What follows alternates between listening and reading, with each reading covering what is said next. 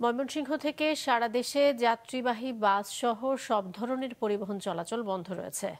জুলাই যোদ্ধাকে হেনস্থার ঘটনার পর এনসিপি ও পরিবহন শ্রমিকদের পাল্টাপাল্টি কর্মসূচি শেষে এখনও স্বাভাবিক হয়নি পরিস্থিতি। Desk report. সকাল থেকে ময়মনসিংহ নগরীর মাসকান্দা বাস স্ট্যান্ড থেকে ছেড়ে যায়নি ইউনাইটেড ও শৌখিন পরিবহনের কোনো বাস। যাত্রীরা ঘন্টার পর ঘন্টা অপেক্ষা করেও গন্তব্যে রওনা দিতে পারছেন না। জুলাই যোদ্ধা ও পরিবহন শ্রমিক পক্ষের পাল্টাপাল্টি কর্মসূচির জেরে দ্বিতীয় দিনের মতো ময়মনসিংহের 4 জেলা থেকে ঢাকাসহ সব রুটে বাস চলাচল বন্ধ রয়েছে।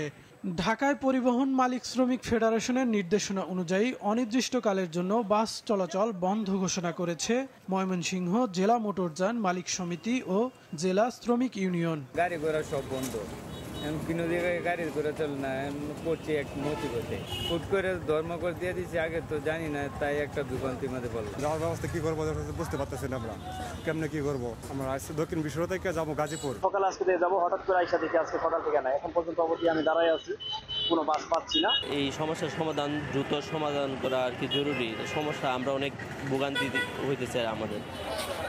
এ বিষয়ে ময়মনসিংহ জেলা মোটর মালিক সমিতির সভাপতি বলেন, এটা একটা ষড়যন্ত্র, দ্রুত সমস্যা সমাধানের চেষ্টা চলছে।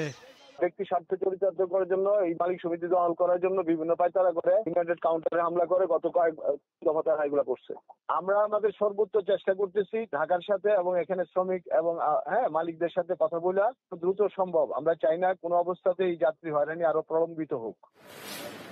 10 অক্টোবর রাত 8টার দিকে এক জুলাই যোদ্ধাকে লাঞ্ছিত করার ঘটনাকে কেন্দ্র করে এনসিপির নেতাকর্মী ও জুলাই যোদ্ধারা জেলার ইউনাইটেড পরিবহনের কাউন্টারে তালা ঝুলিয়ে অবস্থান নেন। খবর পেয়ে জেলা প্রশাসক ও পুলিশ ঘটনাস্থলে গিয়ে পরিস্থিতি নিয়ন্ত্রণে আনতে আলোচনা করেন। ওই সময় জুলাই যোদ্ধার সঙ্গে দুর্ব্যবহার করা এক শ্রমিককে আটক করে পুলিশ। এরপরও এনসিপি নেতাকর্মী ও জুলাই যোদ্ধারা 4 দাবিতে অবস্থান কর্মসূচি অব্যাহত রাখেন। কাউসার আহমেদ, মাছরাঙা, নিউজ ডেস্ক।